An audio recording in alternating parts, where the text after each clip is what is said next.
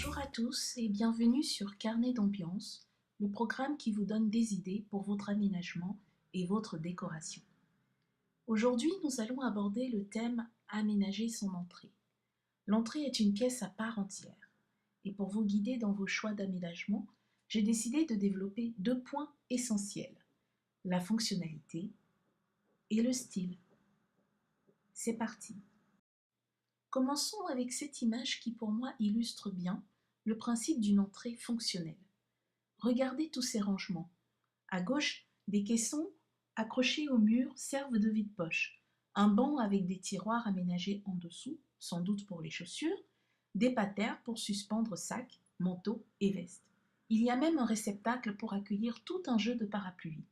Sur la droite, un système de niches, tiroirs et penderies a été réalisé sur mesure pour optimiser l'espace sous l'escalier.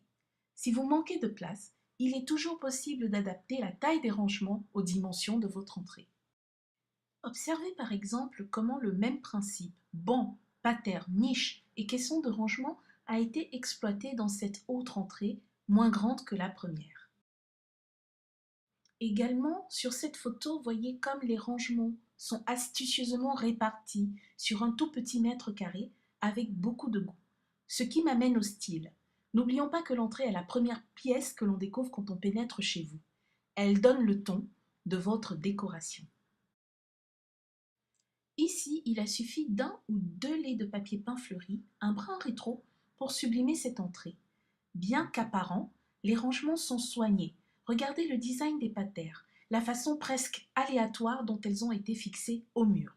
Le résultat donne un désordre étudié. On s'attend à une ambiance girly, un peu bohème dans cet appartement. Plus contemporaine et minimaliste, cette entrée conçue par l'architecte Kenneth Harpo a un style plus léché. L'association des matériaux bruts comme le bois, le métal et le béton ciré du sol fonctionne parfaitement et laisse présager un intérieur de type loft. Le cuir, les coussins, le tapis et l'œuvre d'art aux couleurs chatoyantes viennent réchauffer cet aspect dépouillé. Enfin, terminons avec cette autre entrée de style art déco. J'attire votre attention sur l'escalier. Si vous en avez un dans votre entrée, n'oubliez pas de l'intégrer au décor. Ici, on a opté pour un tapis au motif surdimensionné qui match très bien avec ceux du papier peint plus discret.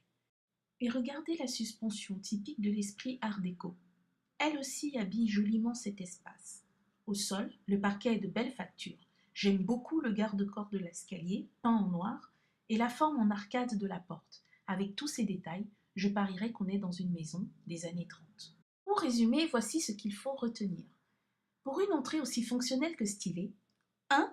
Incorporez un maximum de rangements ouverts ou fermés, à votre convenance. 2.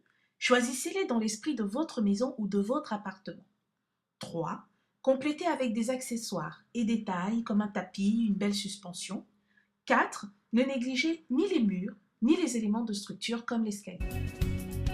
Voilà, j'espère vous avoir aidé et je vous dis à très bientôt pour un nouveau chapitre de Carnet d'ambiance.